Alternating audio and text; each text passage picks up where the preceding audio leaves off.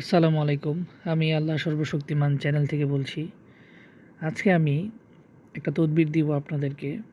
আপনারা ঘরে বসেই নিজেই পরীক্ষা করতে পারবেন যে আপনাদের উপর জিন, জাদু, কুফরি শরীরে আছে কিনা এটা বুঝতে পারবেন, বা কোন ধরনের ক্ষতি করা হয়েছে আপনাদের উপর ইনশাআল্লাহ। এই আমলটা করতে হলে সবার আগে পরিষ্কার লবণ নিতে হবে। পরিষ্কার লবণ নিয়ে পাকপবিত্র অবস্থায় আপনি বসবেন। 11 বার দুরূদ শরীফ পড়বেন। 11 বার দুরূদ শরীফ পড়ার পর আপনি সূরা বাকারার 255 নম্বর এবং 256 নম্বর আয়াত, এই দুইটা আয়াত আপনি পড়বেন। বিসমিল্লাহ সহকারে দুইটা একসাথে পড়বেন, পড়ে আপনি লবণে একটা ফু দিবেন।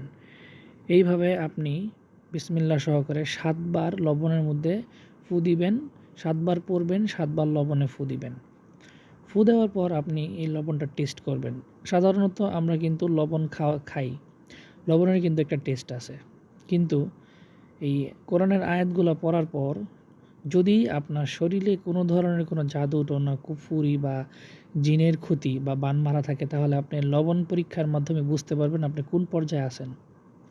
প্রথমত, যদি এই আয়াতগুলো পড়ার পর এই লবণটা মুখে দেওয়ার পর আপনার কাছে যদি মনে হয় যে লবণটা মিষ্টি মিষ্টি লাগে, তাহলে বুঝতে হবে যে শয়তান দ্বারা আপনি আক্রান্ত এবং শয়তান আপনাকে ভয় দেখায় এবং এই ভয় আপনার মধ্যে কাজ করে। এটা হলো 1 নাম্বার। 2 নাম্বার হচ্ছে, এই লবণ খাওয়ার পর যদি আপনার মনে হয় যে আপনার কাছে ঝাল ঝাল মনে হয়, তাহলে বুঝতে হবে আপনাকে কুফুরি এবং জাদু করা হয়েছে। এটা হচ্ছে 2 নাম্বার। 3 নাম্বার হচ্ছে, লবণ খাওয়ার পর যদি আপনার এরকম মনে হয় যে আপনার কাছে তিতা তিতা লাগতেছে, তাহলে বুঝতে হবে যে আপনার উপর বান মারা হয়েছে, আপনার শত্রু আপনাকে বান মারছে, বানের ঝামেলা আছে আপনার উপরে। আর যদি এই লবণের টেস্টটা আপনার কাছে কষকষ মনে হয়, তাহলে বুঝতে হবে যে আপনি জিন দ্বারা আক্রান্ত, জিন আপনাকে ক্ষতি করতেছে এবং আপনার উপর জিনের আসর আছে। এখানে আমি মোট 4টা লক্ষণ আমি বুঝালাম। এটা এক একজনের এক এক রকম হইতে পারে, কারণ ক্ষতি তো সবার একরকম না, সেটা তো আর আমি জানি না। কিন্তু আপনি এই আয়াতগুলো পড়ার পর আপনি বুঝতে পারবেন যে আপনার ভিতরে কোন জিনিসটা আছে।